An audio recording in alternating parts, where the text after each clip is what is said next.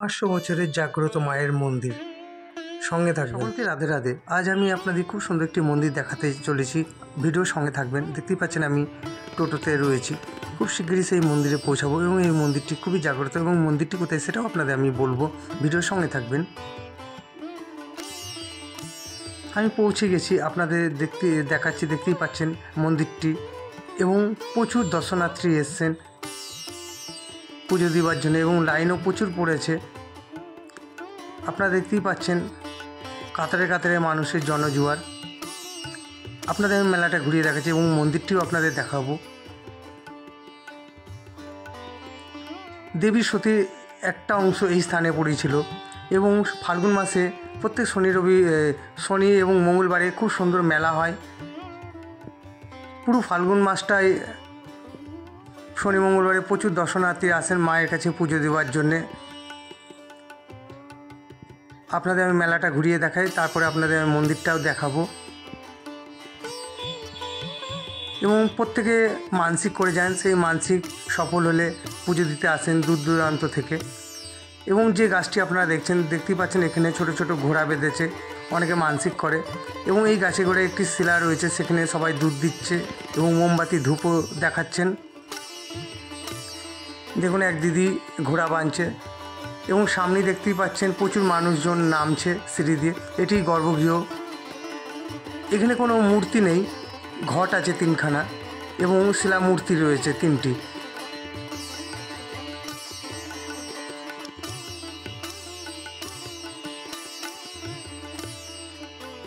এবং খুবই বড় এরিয়া নিয়ে দেখুন কত লাইন পড়েছে পুজো দেওয়ার জন্যে।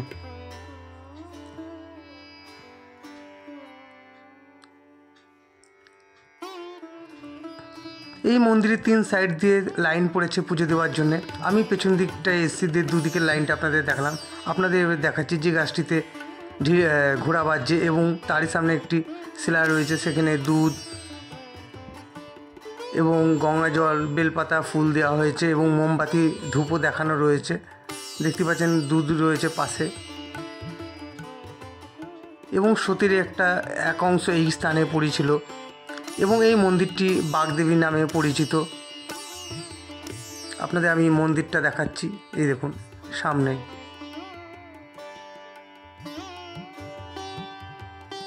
এবং এই মন্দিরটি হচ্ছে নদিয়ার মধ্যেই, নদিয়ার শান্তিপুর বাগাছড়া বলে জায়গাটি আছে। আপনারা গুগল সার্চ করলে পেয়ে যাবেন। পারলে অবশ্যই আপনারা ঘুরে আসবেন, গেলে শনি মঙ্গলবার করে যাবেন। আর এখন ফাল্গুন মাস চলছে। এই দেখুন এইখানে সব ভক্তরা বসে বিশ্রাম নেয়। আপনাদের আমি কাছ থেকে দেখাচ্ছি।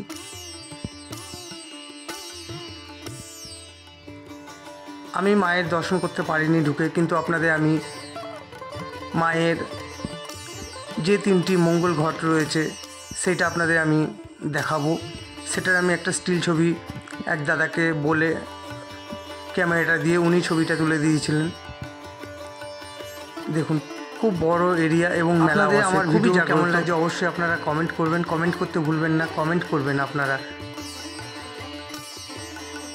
এই দেখুন এই দিক দিয়েও লাইন পড়েছে। আপনাদের আমি 3 সাইড দেখালাম, 3 সাইড না, সরি ভুল হয়েছে, 4 সাইড দিয়ে আপনার লাইন পড়েছে মায়ের কাছে পুজো দেওয়ার জন্য। এগুলো যা দেখছেন সব মানুষের লাইন দিয়েছে মন্দিরে যাওয়ার জন্যে।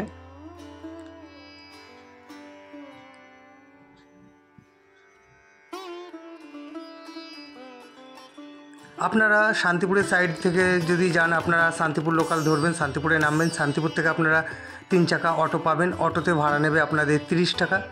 বাগাছড়া বাগদেবীর মন্দির। আপনারা কৃষ্ণনগরের সাইড দিয়ে গেলে আপনারা ঠাকুরতলা ওখান দিয়ে যেতে পারবেন।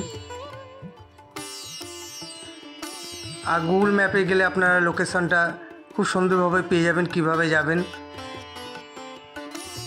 ডিটেলস ওখানে আপনারা পেয়ে যাবেন। 500 বছরের পুরনো এই বাগদেবীর মন্দির আপনারা দর্শন করছেন। দেখতেই পাচ্ছেন এদিকেও লাইন পড়েছে। আপনাদের আমি মা বাগদেবী মঙ্গল ঘটের দর্শন করাচ্ছি। দর্শন করুন। রাধে রাধে।